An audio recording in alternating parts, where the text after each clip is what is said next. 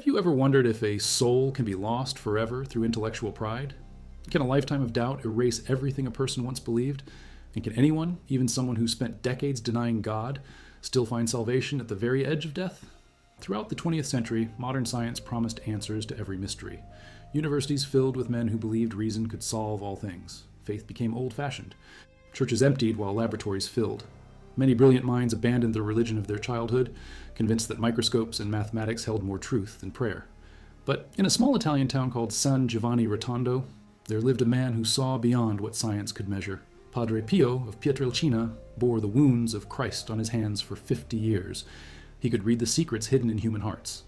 And more terrifying than that, he could see the eternal fate of souls who had already left this world.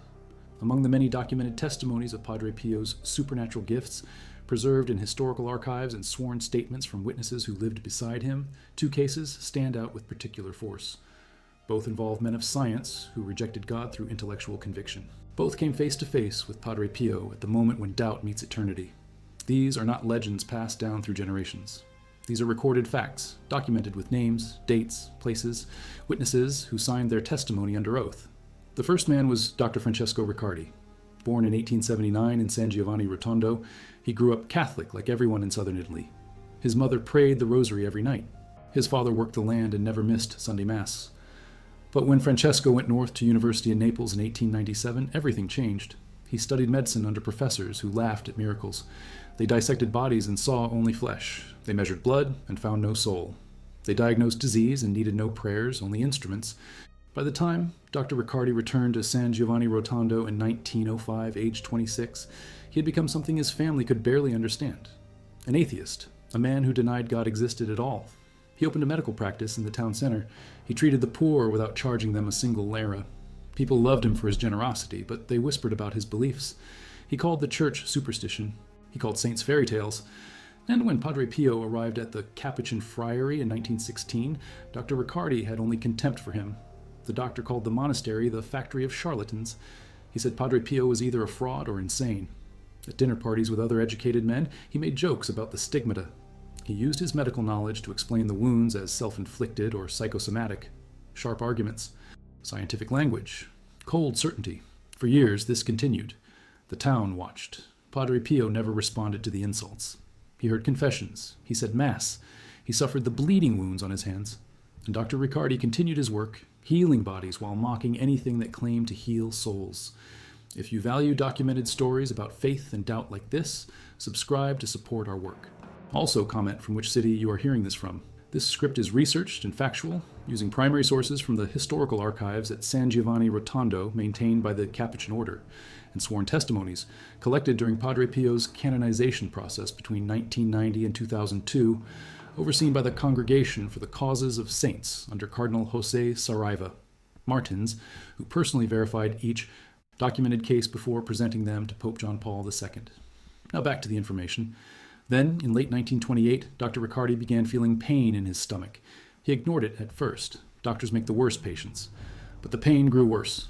He lost weight. His skin turned gray. He could barely eat. Finally, he examined himself and knew immediately what it was. Stomach cancer. Advanced. Inoperable. He consulted colleagues in Naples. They confirmed it. He had months at most. The news spread through San Giovanni Rotondo like fire. The atheist doctor was dying. People gathered outside his house at night, not to mock him, but to pray.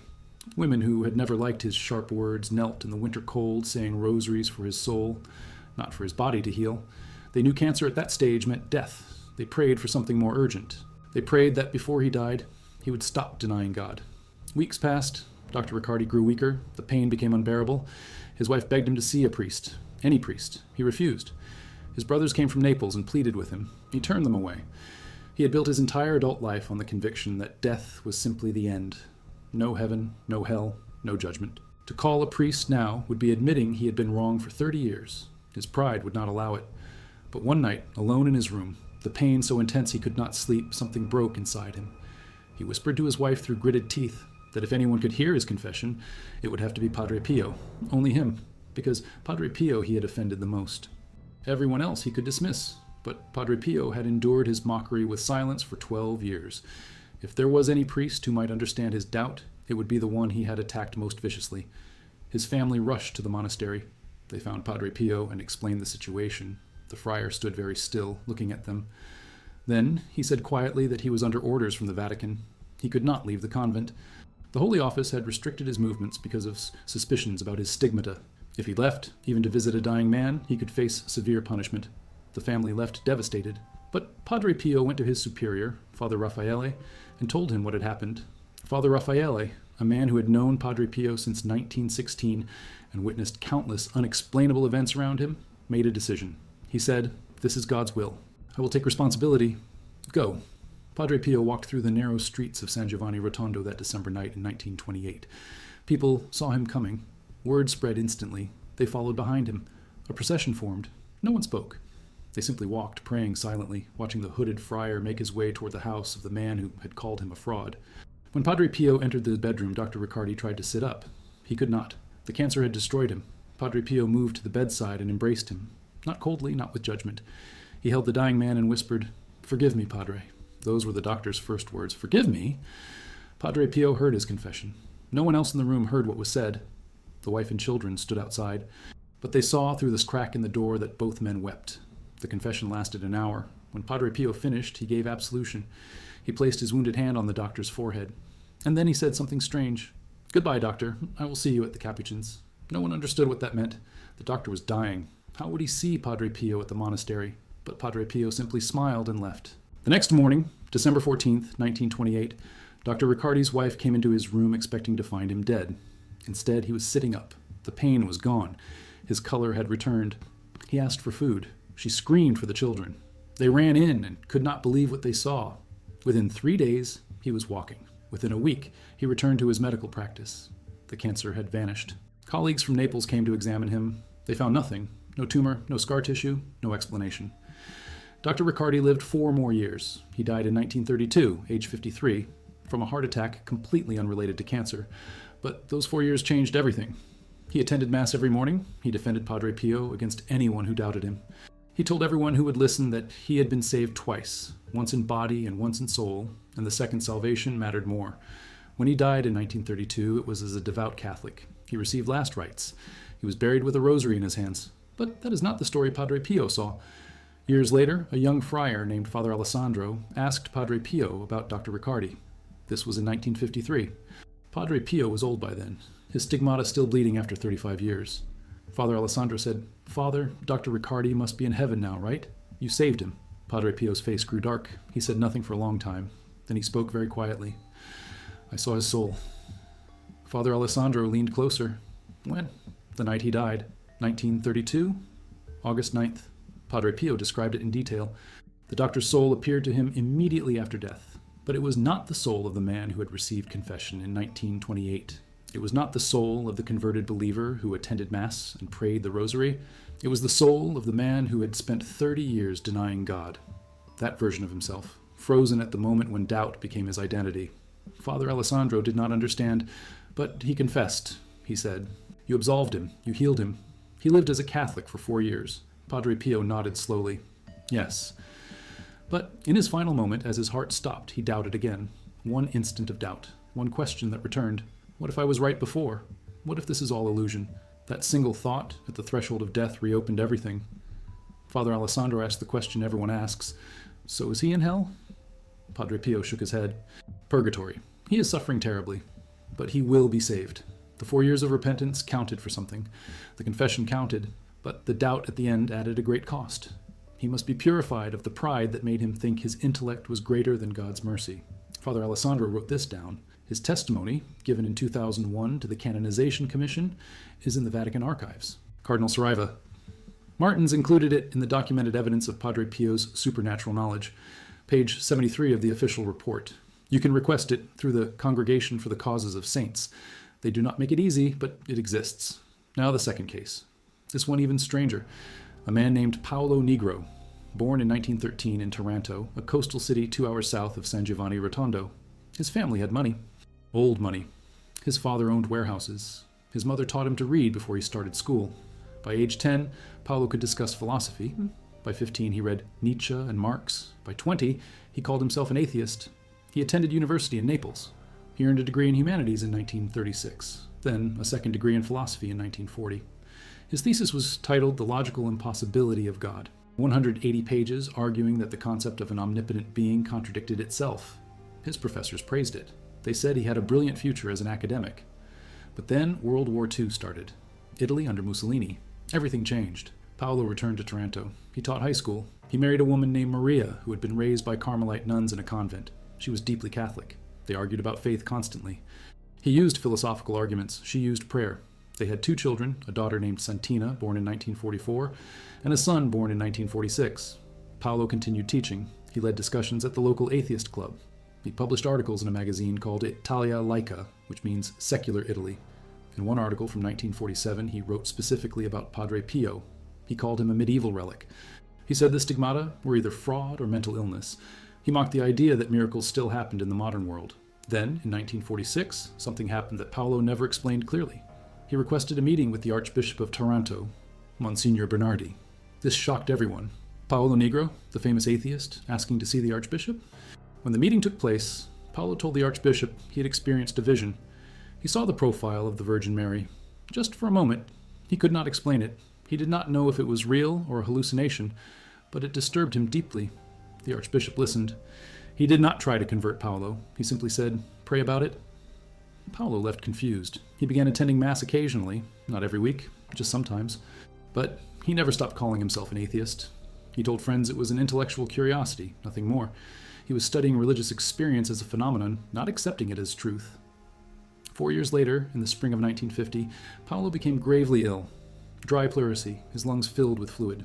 Breathing became agony. Doctors tried draining the fluid. It kept returning. Infection set in. His fever reached 105 degrees Fahrenheit. He became delirious. For 2 weeks he hovered at the edge of death.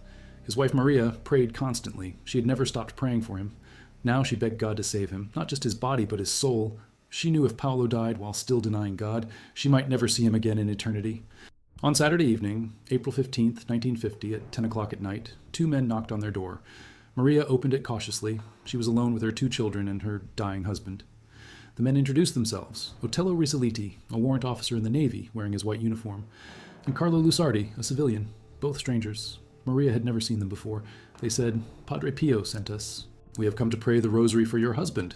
Maria stared at them. She had never heard of Padre Pio. The name meant nothing to her. She told them to wait and went to Paolo's room. He was barely conscious, burning with fever. She whispered that 2 men were at the door, saying they wanted to pray the rosary. Paolo, through his delirium, heard the word rosary and nodded. His vision of the Virgin Mary from 1946 had never left his mind. He gave permission. Maria let the men in. They knelt beside the bed. Otello Risaliti in his crisp white naval uniform, Carlo Lusardi in simple clothes. They began praying the rosary together. 10 Hail Marys, then 10 more. The rhythm of the prayer filled the room. But halfway through, Paolo became restless. He turned his head toward the foot of the bed and said loudly, "Maria, send that hooded friar away." Maria looked at the foot of the bed. No one was there, just the 2 men kneeling and praying. She thought the fever was making him hallucinate. She said nothing.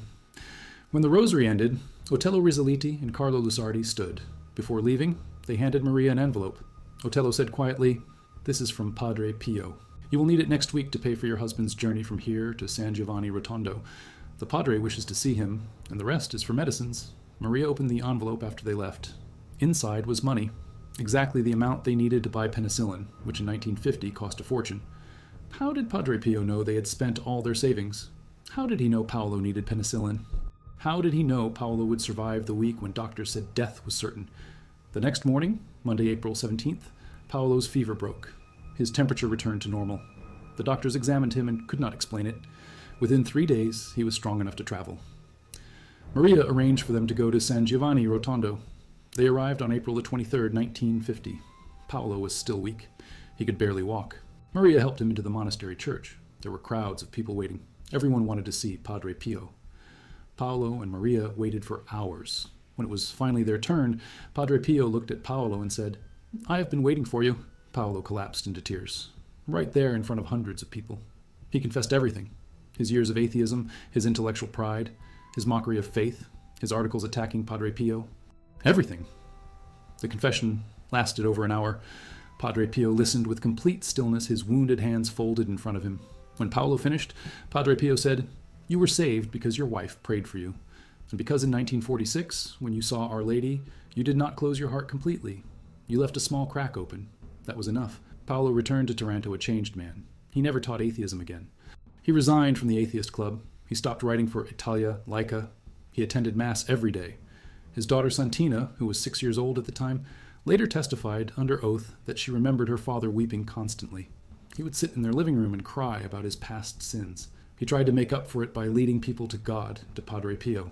He wrote letters to everyone he had influenced toward atheism, begging them to reconsider.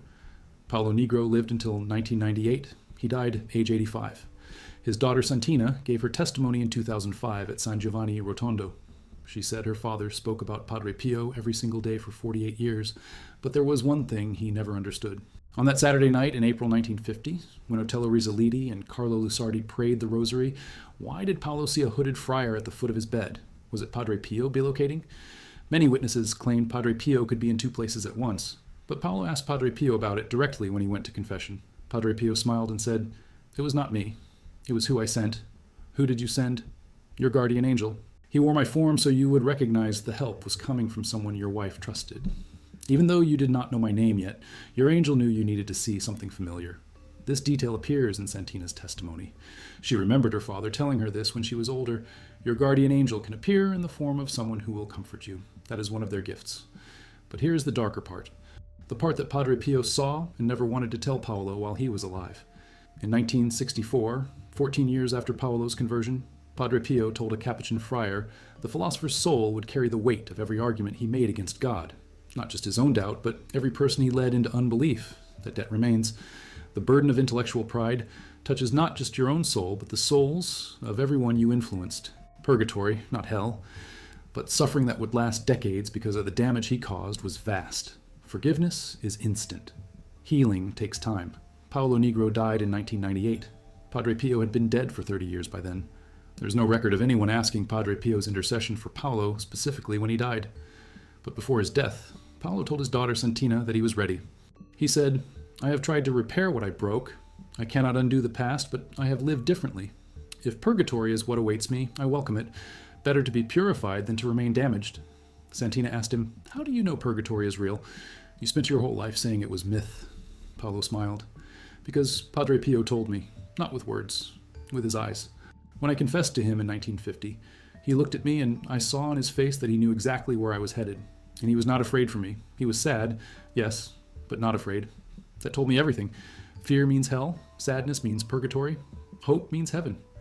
I saw sadness and hope together in his face. So I know, this is the gift Padre Pio had, the terrible gift. He could see the destination of souls, not always, not for everyone. But for certain people, at certain moments, God lifted the veil. Padre Pio saw where they would go, and he had to live with that knowledge. Think about what that means. You meet a man. You know he will die in 20 years. You know exactly how much suffering his soul will endure in purgatory. You know the specific sins he must burn away. You cannot tell him. If you did, he might despair. Or worse, he might become arrogant, thinking he has a guarantee of eventual salvation and therefore can sin freely. So you stay silent. You pray for him. You guide him as much as you can. And you watch the years pass, knowing what is coming. That was Padre Pio's life for 50 years. From 1918, when the stigmata appeared, until 1968, when he died at age 81. 50 years of seeing souls. 50 years of knowing what most people never know until the moment of their death, the final destination. He once told a young priest, "You think you want this gift? You do not. It is one of the heaviest crosses God can give, because once you see a soul in agony, you cannot forget it. It stays with you forever. I see souls in purgatory appearing before me, begging for prayers. I see souls on the edge of hell, one sin away from falling forever. I see souls who were saved by a single prayer said by someone who loved them. And I cannot tell anyone the details because it would violate the seal of knowledge God gave me." The young priest asked, "Is there any soul you saw that gave you hope?" Padre Pio thought carefully. Then he said, "Yes, the atheist philosopher, Paolo. Because he proved something essential. Intellectual pride is dangerous, yes, but it is not unforgivable. A man can spend decades arguing against God, can write books denying heaven, can convince hundreds of people to abandon faith. And still, at the end, if he truly repents, he can be saved. Not easily, not without cost, but he can be saved. That is the mercy of God. It is greater than the worst sin human intelligence can commit." But then, Padre Pio added something darker. He said, "The real danger is not the atheist who argues loudly. The real danger is the believer who doubts quietly, The man who goes to church, who says the prayers, who calls himself Catholic, but inside, he does not believe any of it. He's just performing, going through motions. That soul is in more danger than the honest atheist, because the atheist at least knows what he rejects. The false believer rejects God while pretending to accept him. That is the sin Christ called lukewarm. In lukewarm souls, Christ said, I will spit from my mouth. Father Alessandro, who recorded this conversation in 1958, asked Padre Pio how many lukewarm souls he had seen. Padre Pio did not answer. He simply looked away and wept. Father Alessandro never asked again. There is one final detail about Dr. Riccardi. He died in 1932. Padre Pio saw his soul that night. But 36 years later, just days before Padre Pio died, he revealed that Dr. Riccardi spent 33 years in purgatory. His suffering ended in 1965. The prayers of those who remembered him, especially his wife, shortened his time, but the final 3 years he suffered alone because no one remembered to pray for him. Padre Pio died at 2:30 in the morning on September 23, 1968. His last words were Jesus, Mary, Jesus, Mary. He repeated those names over and over until his voice faded. His stigmata had disappeared a few days earlier. When doctors examined his body after death, they found no scars. The wounds that had bled for 50 years left no trace. Over 100,000 people attended his funeral on September 26th. The town of San Giovanni Rotondo could not hold them all. They stood in fields. They climbed trees to see. They wept openly. Many claimed they saw Padre Pio standing among the crowd, smiling, his hands healed at last. Today, millions of pilgrims visit his tomb every year. His body is displayed in a crystal coffin. They reconstructed his face with a silicone mask, but his hands remained intact, visible, healed, perfect. In the archives at San Giovanni Rotondo, there are over 5,000 documented cases of Padre Pio's supernatural knowledge. The Church verified them before his canonization in 2002. But of all those cases, the two involving Dr. Francesco Riccardi and Professor Paolo Nigro remain the most disturbing because they reveal a truth most people do not want to face. Conversion is not a single moment. It is not enough to confess and receive absolution and think everything is settled. The soul carries the weight of every choice it made, every argument against God, every person it led into doubt, every year it spent in pride. That weight does not disappear at confession. It must be burned away.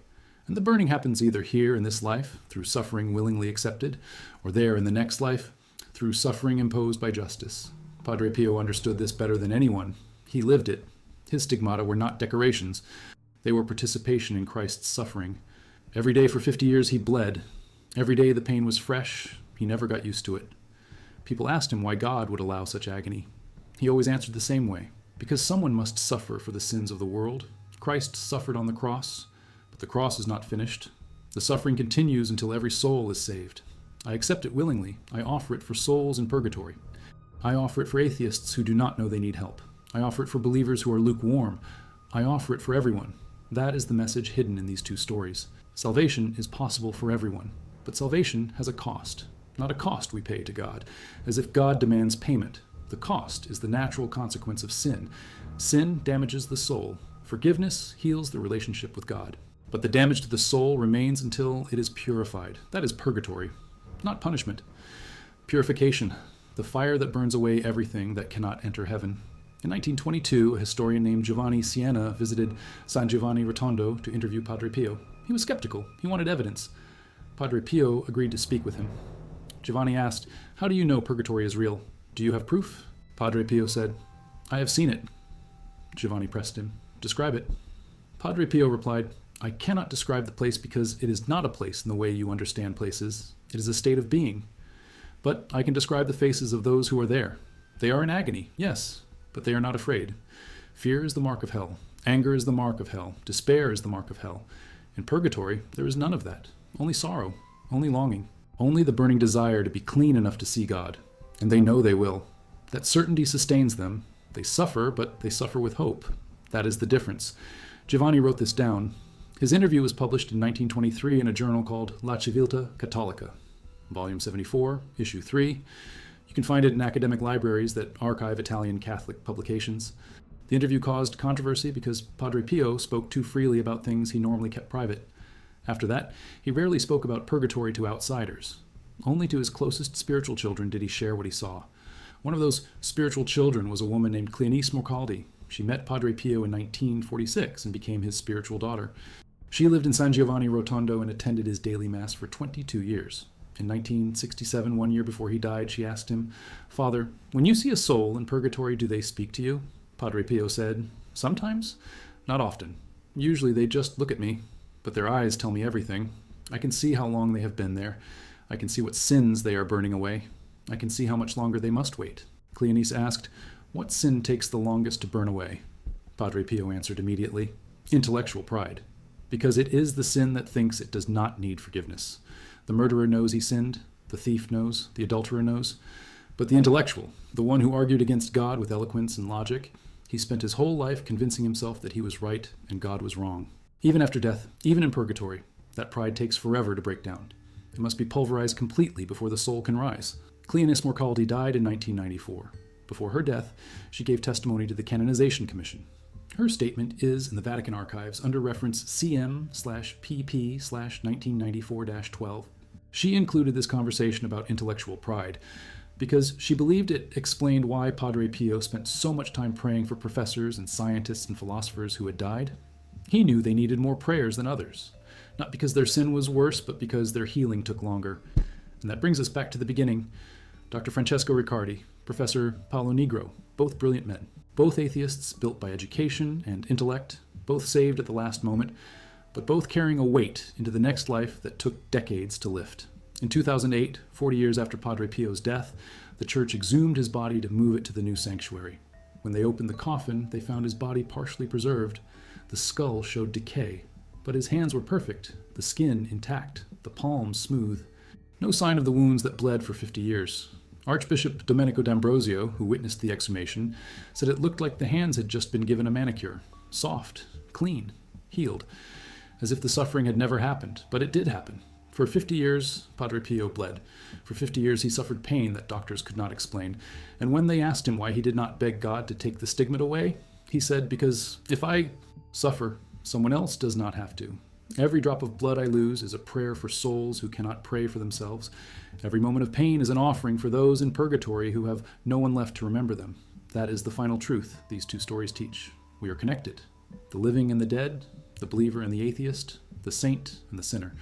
What we do in this life affects souls in the next life. Our prayers matter. Our sacrifices count. And when someone like Padre Pio offers his suffering for others, it reaches across the veil and pulls souls toward light. Dr. Riccardi spent 33 years in purgatory. Professor Nigro, according to what Padre Pio saw, would spend even longer. But both are saved. That is what matters. Not how long the purification takes, but that it ends in heaven, that the pride burns away, that the doubt dissolves, that the intellectual arguments that seem so important on earth mean nothing when standing before the face of God. Padre Pio once said to a group of young priests, "Do not fear death, fear wasted life. At judgment, God will ask you one question. Did you love? If you spent your life in intellectual pride, thinking you were above love, above faith, above humility, then you will stand at judgment with empty hands." That clarity is the fire of purgatory, the soul seeing itself as it truly is and weeping at how far it strayed. In 1922, Padre Pio wrote about seeing the soul of a scientist covered in books, not real books, spiritual representations. Each book was an argument against God that had to burn. The scientist watched as every clever proof went up in smoke, and as each book burned, he wept. That regret, Padre Pio wrote, is sharper than any physical pain. And now the final detail. In Padre Pio's personal journal, found after his death, there was an entry dated September 20th, 1968, 3 days before he died. It read, "I saw the scientist again, the one from 1922. His books are almost burned. A few pages remain. Perhaps another year. Then he will rise. I'm glad I will not be here to see it.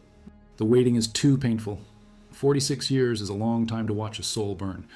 46 years, from 1922 to 1968. Padre Pio watched that soul burn for 46 years. And when you do the math, if the soul needed perhaps another year or two from 1968, that means it was fully purified sometime around 1970. 52 years in purgatory for one man, one scientist, whose sin was intellectual pride, whose crime was leading others into doubt through arguments that sounded reasonable. That is what Padre Pio saw when he looked at Dr. Riccardi and Professor Paolo Nigro. Not just their conversions, not just their confessions, but the decades of suffering that would follow, the burning that would cleanse them, the pain that would finally, after years beyond counting, transform them into souls capable of entering heaven. He saw the whole journey, and he carried that knowledge like a second cross. So when people ask whether a scientist who becomes an atheist through doubt can be saved, The answer is yes, but salvation has a cost, and sometimes that cost is counted not in years of earthly life, but in years of purgatorial fire. The soul that spent 30 years arguing against God might spend 60 years learning why those arguments were wrong. The soul that convinced 50 people to abandon faith might spend a century watching those 50 souls and praying for them from purgatory until each one finds their own path back. That is justice. Not revenge, not cruelty, justice. The natural consequence of using your gifts to harm instead of heal. Padre Pio understood that better than anyone, and in his journals, hidden in archives few people ever see, there is evidence that he saw more than he ever told. Hundreds of souls, thousands perhaps, each one with its own story, each one burning in its own way, each one headed toward the same destination but taking different roads, different lengths of time, different degrees of suffering. He saw it all. He prayed for them all. And when he died, his last prayer was for all the souls he had seen who were still waiting, still burning, still hoping, still moving, inch by inch, toward the light they rejected for so long in life. In the chapel at San Giovanni Rotondo, beneath the altar where Padre Pio's body now rests, there is an inscription. Most visitors never see it because it is carved into the stone floor underneath a grate. But if you kneel and look closely, you can read it. It says, in Latin, Igne Purior, by fire, purer. That was Padre Pio's motto. His entire life, summarized in 2 words. Through suffering, through the fire of pain, both physical and spiritual, the soul becomes pure enough to see God. That is the path he walked. That is the path he showed to everyone who came to him. That is what he saw waiting for Dr. Riccardi and Professor Paolo Nigro and the unnamed scientist and thousands of others whose names we will never know. Fire, purification, and at the end of it all, after the burning stops and the smoke clears and the pain finally ends, heaven.